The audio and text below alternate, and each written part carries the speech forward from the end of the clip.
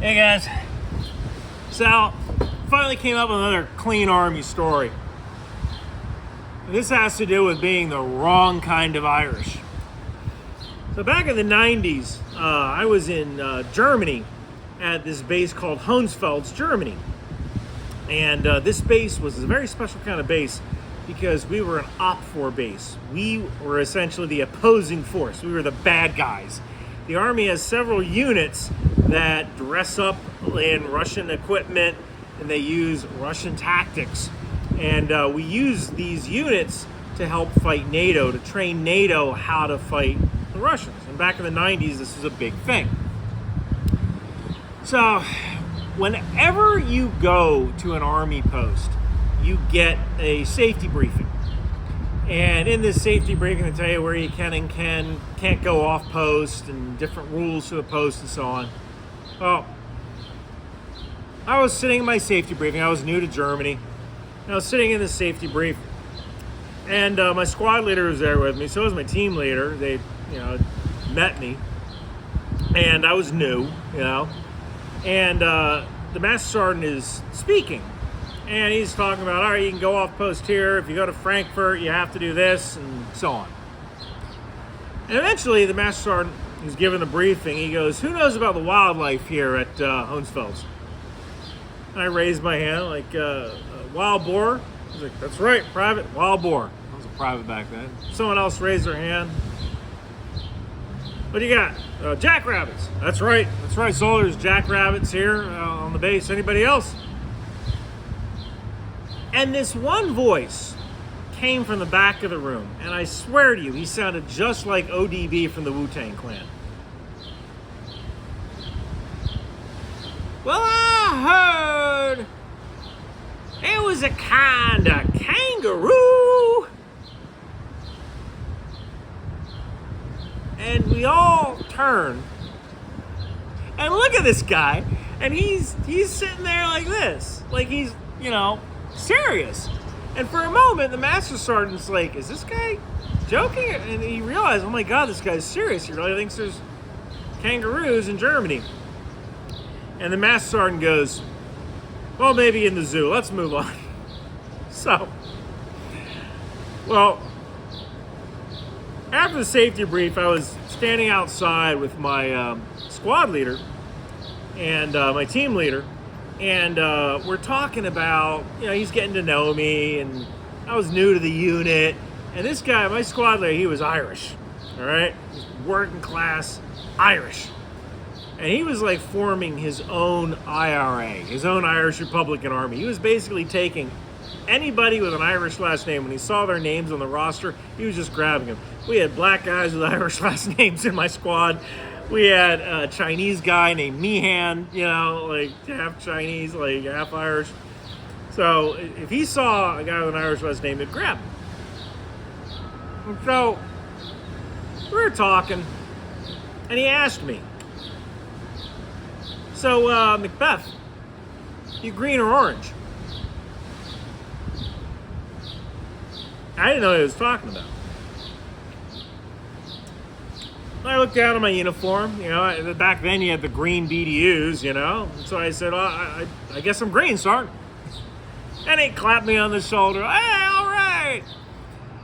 And my team leader asked me, he meant, are you Catholic or Protestant? And that's really a weird question to get asked in the American Army. Normally, nobody cares what your religion is. They'll do it to see, hey, how many people do we need to say? Hey, the Buddhist chaplain is here. How many Buddhists we got? Just to take inventory. You get a count for the chaplain when the chaplain comes over for services. But you're never really asked about your religion. And I said, well, my father's from Northern Ireland, Protestant. My mother's half Italian Catholic and Italian Jew. And my squad leader's face fell. And he looked at me like I had brought home a bad report card. And he said to me, Well, I guess then you're the wrong kind of Irish.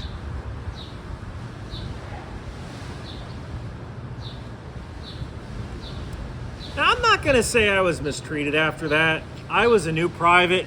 They didn't need religion as an excuse to mistreat me, believe me. Like, you know, if there was a detail that needed to be done, McBeth was doing it. If there was something heavy that needed to be carried, McBeth was carrying it, you know. Back then, I was 155 pounds soaking wet, you know. I wasn't exactly skinny. And I was the anti-tank guy, so I was carrying anti-tank missiles and all this stuff. And I remember one night,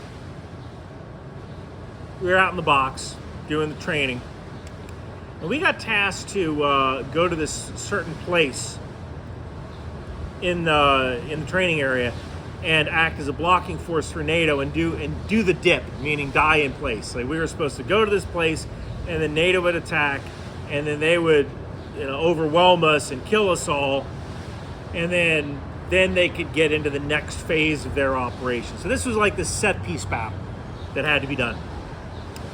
And so the OCs, or observer controllers, who were like the referees of these war games, this OC was sent with us to put us exactly where we had to be so that NATO could stumble upon us and do their hasty attack.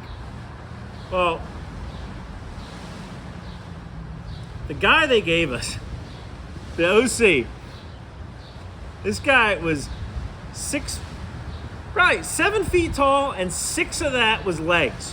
He was 7 feet tall with a head. That's it. It's like a head and a pair of legs.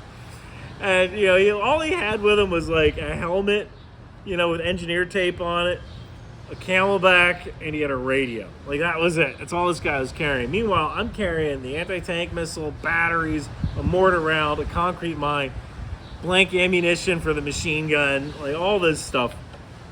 And he leads us to where we need to be. Now, if anyone's been to Colesville CMTC, it's like these hills go up and down, like that. Like the bat, you know, it looks like your knuckles, you know, all these hills. Now, on the bottom of a lot of these hills, there's a stream. Not on all of them, but on a lot of them, there's a little stream that goes by. And this was in October, I think, and so it was like, it wasn't frozen yet, but it was muddy. It must have been like 55, maybe 50 degrees out, and it's that miserable, like, you can't get warm, but as you're walking, you start to sweat, and then you get warm, and now you're sweating, and you're cold, and then you got to cross these little mini streams that are kind of dried up a little bit, but still muddy, you know. So we get to this one stream, this one muddy, you know, former stream, and everybody in my unit jumps on rocks over the stream, you know. And me, I'm last in line. And they usually put the anti-tank guy furthest back, because if you do encounter a tank, odds are it's coming from the front. So the anti-tank guy might be able to get a shot off at the tank. So the anti-tank guy is usually last when moving in a column. Well, I try to cross this stream. I jump from one rock, miss the other rock by about a foot.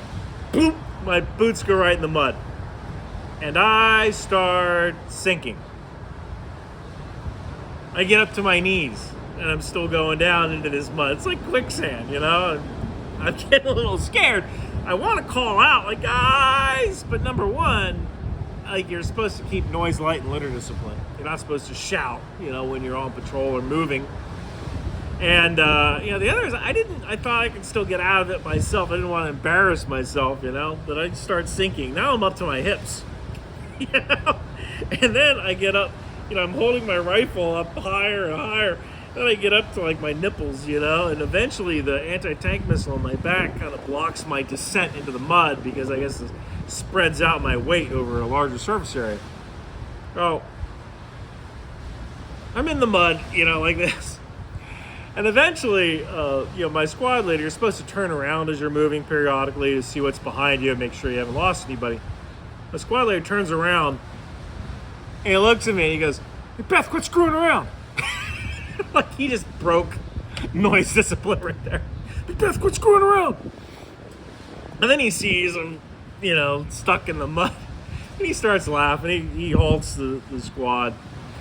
And he walks over to me. He's laughing at me, you know. And my team leader comes over. My team leader holds out his hand. My squad leader holds out his hand. And they pull on me.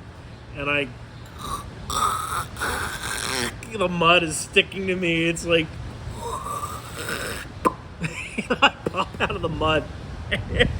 I look like I have been dipped in caramel from here all the way down to my boots. There was mud in my rear end. There was mud in my boots. And, you know, we didn't have enough time for me to change because we had to make our time hack, you know. So I just, you know, we had to keep going. But my squad leader's looking at me like, is he going to flip out? Because usually at this point, most people would be going, what the heck, man? What the heck, man? You know, and I had a good attitude about it.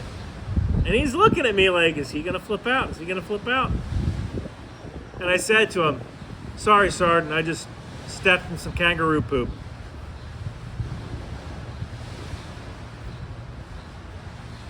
And he laughed at that. I got back in the formation. We made it to the objective. We got set up in a defense. NATO attacked. I actually killed a Bradley with my my dragon. It was a Sagger, right? But I killed a Bradley. I got a coin for that.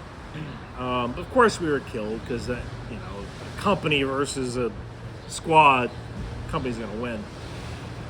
And so, you know, once you get killed, you basically take your helmet off and you wait around for the trucks to go bring you to the warming tents, you know? So I'm sitting there, I'm smoking, I still, you know, look like I'm dipped in caramel, and now it's drying on me and it's cold, you know? And my squad leader, he comes up to me.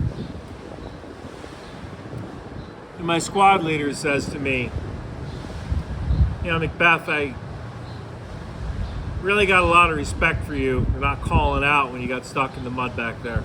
Good job.